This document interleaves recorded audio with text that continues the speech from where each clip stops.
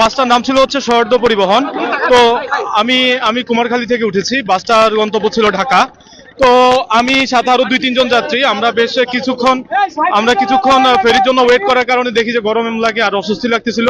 তো আমরা 2-3 জনের মতো আর কি বাস থেকে একটু নেমে দাঁড়াই।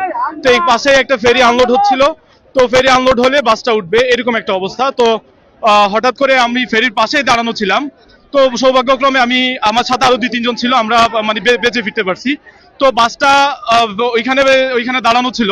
তো হঠাৎ করে দেখি, আমি বাসের দিকে তাকায় দেখি যে বাসটা সোজা বরাবর এসে পিছনে এখানে উল্টে পড়ে গেল। তো বাসে মোটামুটি সবগুলো সিটে ফিল আপ ছিল, কোনো সিটই খালি ছিল না। আর হচ্ছে মোটামুটি 8-10 জনের মতো বাচ্চা আর কি, বাচ্চা কোলে ছিল। তো পড়ার পরপরই দেখলাম জীবিত 5-6 জনের মতো আর কি উদ্ধার করা গেল। আর তারপরে আর কয়েকটা লাশ উদ্ধার করা হয়েছে, কিন্তু বাকি সবগুলো প্যাসেঞ্জার ভিতরে। আর আমার আমার পাশে আর যে প্যাসেঞ্জার, ওই প্যাসেঞ্জারের সাথে আমি বেশ কিছুক্ষণ গল্প করতে করতে আসতেছিলাম। তো আমি নিচে নেমে গেছি, কিন্তু উনি উনি উনি নিচে নামে নাই। উনি বলতেছে একটু পরেই তো ফেরিতে উঠবে, এখন আর নিচে না নামি।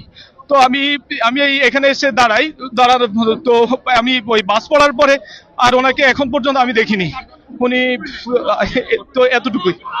কিভাবে ঘটলো ঘটনাটা? ঘটনাটা আমার যতটুকু মনে হচ্ছে, আমি তো ফেরির পাশে দাঁড়ানো ছিলাম। তো আমি ড্রাইভারের দিকে তাকাচ্ছিলাম, ড্রাইভার দেখতেছি যে গাড়ি কন্ট্রোল করার জন্য খুব চেষ্টা করতেছিল। তো মনে হচ্ছিল যে ব্রেক ফেল হয়ে গেছে বা এরকমই কিছু একটা। এই যে বাসের মধ্যে আপনারা প্রায় 60 জনের মতো ছিলেন, এর মধ্যে শিশু ছিল। 32 ইঞ্চি জেভিকো টিভি এখন মাত্র 15,000 টাকায়, সাথে পাচ্ছেন 3 বছরের প্যানেল ওয়ারেন্টি। এর মধ্যে শিশু প্রায় 8-10 জনের মতো ছিল। আর মহিলা মোটামুটি 15-20 জন বা 20-25 জন এরকম ছিল। মহিলা ছিল 20-25 জন। হ্যাঁ। আর শিশু ছিল কতজন? শিশু ছিল কোলেই প্রায় 6-7 জনের মতো।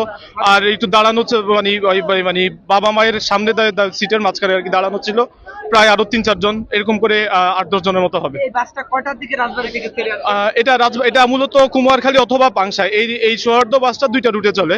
তো আমি উঠেছি আবার কালুখালী থেকে। তো কালুখালী থেকে আমি 3:30টায় আর কি উঠেছি। ঘাটে পৌঁছাতে কয়টা বাজে?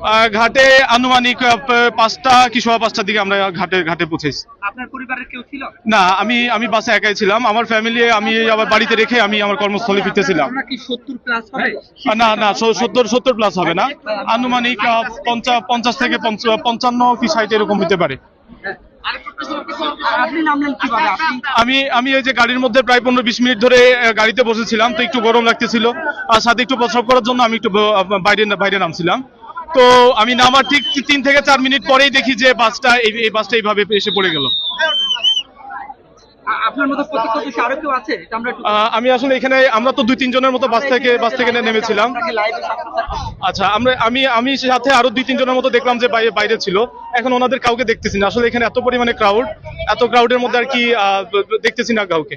তো আমি এখানে মূলত এখনো আছি। আমি যেই এলাকা থেকে আসছি ওইখানে দেখলাম যে আরো 2-3 জনের মতো, আরো প্রায় 5 থেকে 6 জনের মতো। এর মধ্যে আমার মোটামুটি পরিচিত 2-3 জন।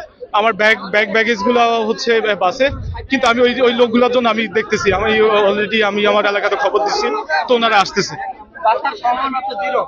জি না এতক্ষণে আর কেউ বেঁচে ফিরবে বলে মনে হচ্ছে না। তবে 5-6 জনের মতো বা 7-8 জনের মতো দেখলাম জীবিত বাসের জানলা দিয়ে আর কি বের হইতে পারছে। বাকিরা বের হইতে পারেনি।